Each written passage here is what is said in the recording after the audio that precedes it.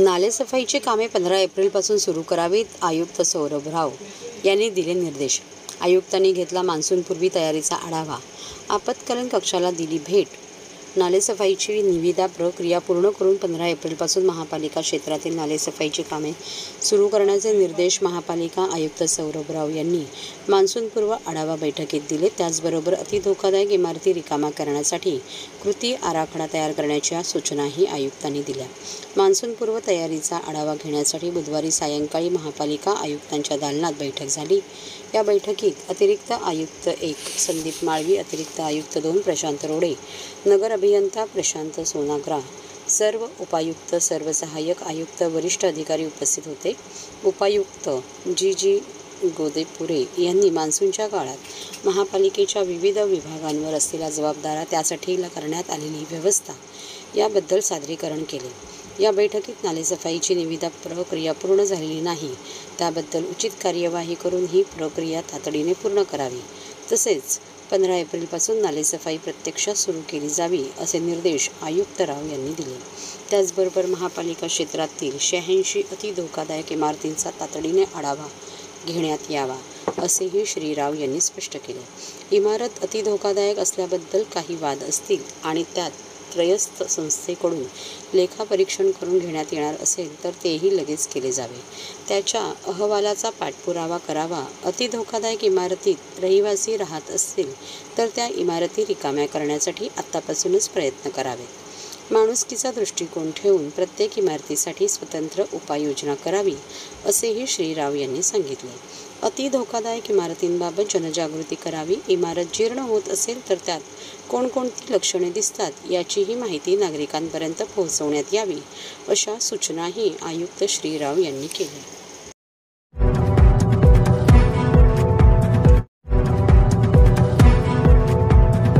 सर्व नागरिकांना आवाहन करण्यात येत आहे की सध्या डासांमार्फत पसरणाऱ्या डेंग्यू या आजाराचा प्रसार रोखण्यासाठी प्रत्येकाने पुढील प्रमाणे कार्यवाही करावी। डेंग्यू आजार एडिस इजिप्टी हा डास चावल्याने होतो। या डासांची पैदास साचलेल्या किंवा साचवलेल्या स्वच्छ पाण्यामध्ये होते। 8 दिवसांपेक्षा जास्त दिवस पाणी उघडे व साचून राहिल्यास त्यात डास अंडी घालतात। अंड्यांच्या अळ्या तयार होऊन पुढे डास तयार होतात। यासाठी आपल्या घरातील पाणी साठे, उदाहरणार्थ बॅरल्स, पिंपे, टाक्या, हौद, रांजणे इत्यादी दर आठवड्याला रिकामे करून घासून पुसून कोरडे करून पुन्हा भरावे। 1 दिवस कोरडा दिवस म्हणून पाळावा। पाणी साठ्यांना घट्ट झाकणे बसवावीत किंवा जुनी साडी, चादर, धोतर यांनी बांधून झाकून ठेवावीत, म्हणजे डास त्यात जाऊन अंडी घालणार नाहीत। घराच्या गच्चीवर, आजूबाजूला, अंगणात कोठेही पाणी साचू देऊ नये। भंगार सामान उघड्यावर टाकू नये, उदाहरणार्थ टायर्स, प्लास्टिक सामान, कुंड्या, टाकाऊ वस्तू इत्यादी। अशा सामानात पावसाचे पाणी साठून त्यात डेंग्यूच्या डासांची पैदास होते। घरातील कूलर्स, फ्रीजच्या पाठीमागील ट्रे हे देखील वेळोवेळी कोरडे करावेत। लक्षात ठेवा, नुसत्या फवारणीने डास घनता कमी होत नाही, तर त्यासाठी डास पैदास ठिकाणे नष्ट करणे ही आपल्या सर्वांची जबाबदारी आहे। कोणताही ताप अंगावर न काढता जवळच्या शासकीय रुग्णालयात मोफत औषधोपचार घ्या। अशा प्रकारे नागरिकांनी सहकार्य केल्यास डेंग्यूचा प्रसार रोखणे सहज शक्य आहे।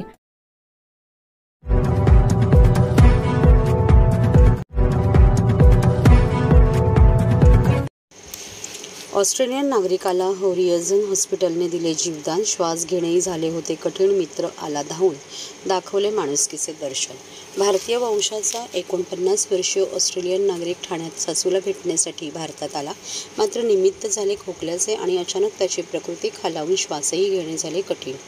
संसर्गजन्य आजाराने त्रस्त झालेल्या या रुग्णाला तातडीने नौपाडा येथील होरायझन हॉस्पिटलमध्ये दाखल केले गेले। होरायझन हॉस्पिटलच्या डॉक्टरांच्या टीमने अत्याधुनिक उपकरणाच्या सहाय्याने उपचार करून शर्थीच्या प्रयत्नांनी त्याला जीवदान दिले आहे। ऑस्ट्रेलियन नागरिक हे 16 फेब्रुवारी 2024 रोजी बाळकुंग येथे राहणाऱ्या त्यांच्या सासूला भेटण्यासाठी भारत भेटीवर आले। भारतात आल्यानंतर 2-3 दिवसांनी त्यांना खोकला आणि अशक्तपणाचा त्रास होऊ लागला। छातीत किरकोळ जळजळ आणि संसर्ग आहे असे समजून त्यांनी जवळच्या डॉक्टर डॉक्टरांकडून खोकला आणि अशक्तपणावर उपचार सुरू केले. उपचारांचा प्रतिसाद मिळत नव्हता. त्यानंतर खोकल्यावर थोडीशी रक्ताची थुंकी दिसल्यावर ते अधिक चिंतेत पडले. हळूहळू त्यांना अधिक अशक्तपणा आणि श्वास घेण्यास त्रास होऊ लागला. ऑस्ट्रेलियात असलेल्या आपल्या पत्नीला व्हिडिओ कॉलवर त्यांनी आपली चिंता व्यक्त केली. तिने ताबडतोब भारतातील आपल्या डॉक्टर मित्राशी बोलणे केले. त्यांनी 28 फेब्रुवारी 2024 रोजी ठाण्यातील नौपाडा येथील होरायझन हॉस्पिटल आणि वैद्यकीय संचालक यांच्या ओळखीच्या एका फिजिशियनमार्फत होरायझन रुग्णालयात आणले. रुग्णालयात दाखल होताच त्यांना ताप आणि श्वसनाचा त्रास होत होता. खोलीच्या हवेत ऑक्सिजन सॅच्युरेशन 65% ऑक्सिजन सॅच्युरेशनसह ऊर्जेची कमतरता होती. त्यांना तातडीने NIVS पोर्ट देण्यात आले. सखोल तपासणीनंतर अतिदक्षता विभागात त्यांच्यावर उपचार सुरू करण्यात आले. दुसऱ्या दिवशी म्हणजे 29 फेब्रुवारी 2024 रोजी रुग्ण उपचारांना प्रतिसाद देत नसल्याचे व श्वसन दर व ऑक्सिजन सॅच्युरेशन मोठ्या प्रमाणात कमी होत असल्याचे निदर्शनास आले. त्यांना तातडीने व्हेंटिलेटरवर ठेवण्यात आले. व्हेंटिलेटरचा आधार असूनही त्यांच्या ऑक्सिजन सॅच्युरेशन आणि श्वसनात सुधारणा झाली नाही. हे प्राथमिक फुफ्फुस निकामी होण्याचे सूचक होते. नमस्कार. तर हा ऑस्ट्रेलियन नागरिक आपल्याकडे 48 वर्षाचा ॲडमिट झाला होता विथ सिव्हिअर न्यूमोनिया. जो मेटा न्यूमो व्हायरस म्हणून न्यूमोनिया जो आहे तो त्याला झाल्यामुळे खूप कमी सॅच्युरेशन होतं आणि व्हेंटिलेटर काम करत नसल्यामुळे त्याला ह्या एक्मो पद्धतीवर ट्रीटमेंट चालू केली, ज्याच्यामध्ये आपण जे रक्त आहे ते या वेनमधनं काढून बाहेर ऑक्सिजनेट करून परत बॉडीमध्ये घालतो, ज्याच्याने लंग्सना पूर्ण फुफ्फुसांना आराम मिळतो आणि ऑक्सिजनेशन कृत्रिम पद्धतीने बाहेर होऊन ऑक्सिजनेट केलेलं ब्लड परत बॉडीमध्ये घालून पेशंटला सर्वाईव्ह केलं जातं. तर हा पेशंट 5 दिवस एक्मोवर होता, ज्याच्यानी त्याच्या लंगला कंप्लीट रिकव्हरी झाली फुफ्फुसांना आणि आता तो पेशंट खूप चांगल्या स्थितीमध्ये आहे आणि ऑस्ट्रेलियाला परत जात आहे रविवारी. तर हे सगळं नमस्कार. तर हा ऑस्ट्रेलियन नागरिक आपल्याकडे 48 वर्षाचा ॲडमिट झाला होता विथ सिव्हिअर न्यूमोनिया. जो मेटा न्यूमो व्हायरस म्हणून न्यूमोनिया जो आहे तो त्याला झाल्यामुळे खूप कमी सॅच्युरेशन होतं आणि व्हेंटिलेटर काम करत नसल्यामुळे त्याला ह्या एक्मो पद्धतीवर ट्रीटमेंट चालू केली, ज्याच्यामध्ये आपण जे रक्त आहे ते या वेनमधनं काढून बाहेर ऑक्सिजनेट करून परत बॉडीमध्ये घालतो, ज्याच्याने लंग्सना पूर्ण फुफ्फुसांना आराम मिळतो आणि ऑक्सिजनेशन कृत्रिम पद्धतीने बाहेर होऊन ऑक्सिजनेट केलेलं ब्लड परत बॉडीमध्ये घालून पेशंटला सर्वाईव्ह केलं जातं. तर हा पेशंट 5 दिवस एक्मोवर होता, ज्याच्यानी त्याच्या लंगला कंप्लीट रिकव्हरी झाली फुफ्फुसांना आणि आता तो पेशंट खूप चांगल्या स्थितीमध्ये आहे आणि ऑस्ट्रेलियाला परत जात आहे रविवारी. तर हे सगळं टीम एफर्ट आणि पेशंटच्या कॉपरेशनमुळे वेळेवर चांगली डिसिजन्स घेतल्यामुळे शक्य झालेलं आहे आणि horizon hospital and the entire team is very happy की हा पेशंट ऑस्ट्रेलियाहून इथे येऊन बरा होऊन परत चाललेला आहे. त्याला मेटा न्यूमो व्हायरस म्हणून एक प्रकारचा रेस्पिरेटरी व्हायरस आहे, ज्यांनी तो डायग्नोज झाला होता की त्याला ते इन्फेक्शन आहे. मी असं म्हणेन की जर असे सिम्पटम्स होत असतील ज्याच्यामध्ये ताप येतोय, खोकला येतोय, ताप बरा होत नाही आहे, ब्रीदिंग डिफिकल्टी आहे, श्वास घ्यायला त्रास होतोय, तर नक्कीच मेडिकल अटेन्शन लवकर घ्यावं, एक्सरे काढावा. आणि न्यूमोनियाचा डायग्नोसिस आहे तो बरेचदा ओव्हरलूक होतो, पेशंट्सना कळत नाही. तो जर लवकर डायग्नोसिस झाला तर पेशंट्सना रिकव्हरी या एक्मोपर्यंत जायची गरजसुद्धा कदाचित लागू शकत नाही. तर त्यांनी जीवही वाचतील. आणि बरेचदा सेप्सिस हा कंपोनंट असतो, ज्याच्यामध्ये सेप्सिस पण ट्रीट करणं जरुरीचं असतं, ज्याला रक्तात पू असं म्हणतात, तर तोही लवकर ट्रीट करणं जरुरीचं. तर हे पेशंट्सना लवकर माहिती होणं जरुरीचं आहे. आता हे होऊ नये असे कुठलेही व्हायरस H1N1 असेल, कोविड असेल किंवा कुठला अननोन व्हायरस असेल, ते न व्हायला जे आपण कोविडमध्ये प्रिकॉशन्स घेत होतो तेच घेणं योग्य राहील. म्हणजे मास्क करणं, हँड सॅनिटाईज करणं, उगाच शेक हँड वगैरे न करणं, डिस्टन्स मेंटेन करणं, ह्या चांगल्या गोष्टी आहेत ज्यांनी हे व्हायरसचं हे कमी होईल म्हणून. संपर्क. थँक्यू.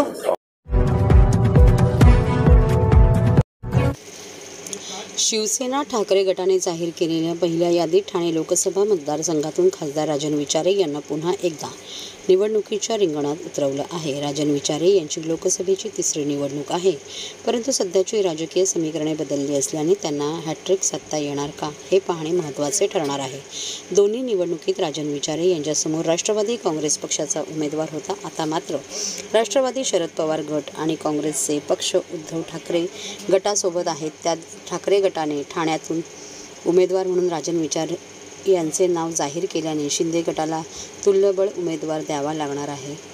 शिंदे गटाकडून उमेदवारीची घोषणा झाल्यावर ठाण्यात ठाकरे विरुद्ध शिंदे गट अशी अटीतटीची लढत होईल असे निश्चित मानले जात आहे. राजन विचारे यांची लोकसभा निवडणुकीसाठी उमेदवारी जाहीर झाल्याने त्यांनी आज शिवजयंतीनिमित्त ठाण्याच्या मासुंदा तलाव येथील छत्रपती शिवाजी महाराजांच्या अश्वारूढ पुतळ्याला पुष्पहार अर्पण केला. यावेळी त्यांच्या समवेत महाविकास आघाडीचे सर्व नेते मंडळी व कार्यकर्ते मोठ्या संख्येने उपस्थित होते. त्यानंतर टेंभीनाका येथील धर्मवीर आनंद दिघे यांच्या पुतळ्याला पुष्पहार अर्पण करून महागिरी येथील दिघे साहेबांच्या शक्तीस्थळावर जाऊन साहेबांचे आशीर्वाद घेतले. जवळजवळ विचारे साहेबांनी धर्मवीर आनंद दिघे साहेबांचे आशीर्वाद घेऊन प्रचाराचा नारळ फोडल्याचे बोलले जात आहे.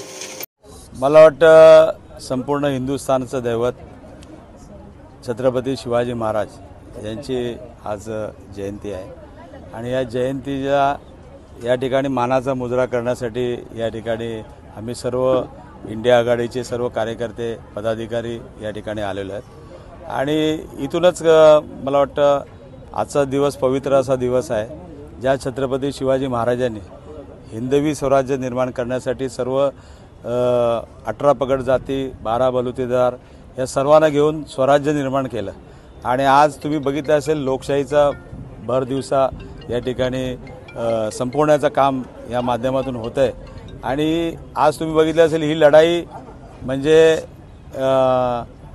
या ठिकाणी निष्ठावंत आणि गद्दार यांच्यामधली लढाई आहे आणि नक्कीच छत्रपती शिवाजी महाराजांचा आशीर्वाद धर्मवीर आनंद दिघे साहेबांचा आशीर्वाद हिंदू हृदय सम्राट शिवसेना प्रमुखांचा आशीर्वाद आणि मला वाटतं इंडिया आघाडीचे सर्व पदाधिकारी कार्यकर्ते या ठिकाणी कामाला लागलेले आहेत आणि नक्कीच विश्वास आहे की या ठिकाणी गद्दारांना गाडण्याचं काम या ठाणे लोकसभा मतदारसंघातून ठाणे असेल नवी मुंबई असेल मीरा भाईंदर असेल इथे सर्व इंडिया आघाडीचे कार्यकर्ते दिवसरात्र हे मेहनत करून हा नक्कीच भगवा ध्वज या ठिकाणी लावतील असा विश्वास या ठिकाणी मी व्यक्त करतो. मला वाटतं मित्रांना मी शुभेच्छा दिलेल्याच ऑलरेडी त्यांनी लढावं आणि शेवटी ही लढाई आहे सच्चाईची लढाई आहे आणि या सच्चाईच्या लढाईमध्ये एक या ठिकाणी मी उभा आहे आणि मला नक्की खात्री आहे या देशामध्ये चाललेली जी काय परिस्थिती निर्माण झालेली आहे त्याचबरोबर या महाराष्ट्रामध्ये कशा पद्धतीने विश्वासघात करून मग ते काँग्रेस असेल राष्ट्रवादी असेल किंवा शिवसेना असेल ही संपवण्याचं काम कुठलाही पक्ष असा कुठे संपत नसतो तो विचार घेऊन चाललेला असतो आणि त्या विचाराची लढाई आहे आणि ती लढाई मी लढतोय. तुम्ही त्याची बिलकुल काळजी करू नका. आम्ही ही सर्व मंडळी माझ्याबरोबर आहेत आणि संपूर्ण बघा ही लढाई कोण जिंकण्यासाठी इथे राजन विचारे हा इथे लढण्यासाठी उभा नाही तर ह्या ठिकाणी जी विचारांची लढाई चाललेली आहे ज्या पद्धतीने देशावरती या महाराष्ट्रावरती आलेलं जे संकट आहे आणि ज्या पद्धतीने भारतरत्न डॉक्टर बाबासाहेब आंबेडकरांचं संविधान या ठिकाणी आपल्याला टिकवायचं असेल तर मला वाटतं सर्वांनी एकत्र व्हायला पाहिजे. जसं छत्रपती शिवाजी महाराजांनी हे स्वराज्य जेव्हा निर्माण केलं त्यावेळेला सर्व जाती धर्माच्या लोकांना एकत्र करून हे त्या ठिकाणी स्वराज्य निर्माण केलं. तीच आता ही वेळ आलेली आहे आणि मला वाटतं आज आपले देशाचं दैवत आदरणीय छत्रपती शिवाजी महाराज यांना साक्ष ठेवून या ठिकाणी सर्व कार्यकर्ते कामाला लागलेले आहेत. सर गेल्या अनेक दिवसांपासून उद्धव ठाकरे असतील किंवा आदित्य ठाकरे असतील किंवा सुषमा अंधारे असतील अशा अनेक नेत्यांनी ज्या ठाण्यामध्ये सभा घेतलेल्या आहेत किंवा रॅली केलेल्या आहेत तर येणाऱ्या काळामध्ये तुमच्या सभेकरिता उद्धव ठाकरे असतील किंवा आदित्य ठाकरे असतील हे येणार आहेत का? मला वाटतं सर्व इंडिया आघाडीचे नेते आहेत मग ते आदरणीय पक्षप्रमुख उद्धव ठाकरे साहेब असतील त्याचबरोबर आदरणीय शरद पवार साहेब असतील आदरणीय राहुल गांधी तर ठाण्यामध्ये येऊन गेले आणि सर्व काँग्रेसचे जेवढे नेते मंडळी आहेत ती या ठिकाणी प्रचारामध्ये भाग घेतील. गेल्या टायमाला 4.5 लाखाचं मताधिक्य होतं यंदाचं गणित कसं असणार आहे? मला वाटतं ह्या निवडणुकीचे सर्व जी हे आहे ती मला वाटतं सर्वसामान्य नागरिकांनी आणि शुद्ध नागरिकांनी या ठिकाणी घेतलेली आहे. फक्त ते इलेक्शनची वाट बघतायत आणि ह्या इलेक्शनला नक्कीच त्यांना धडा शिकवतील असा विश्वास व्यक्त करतो.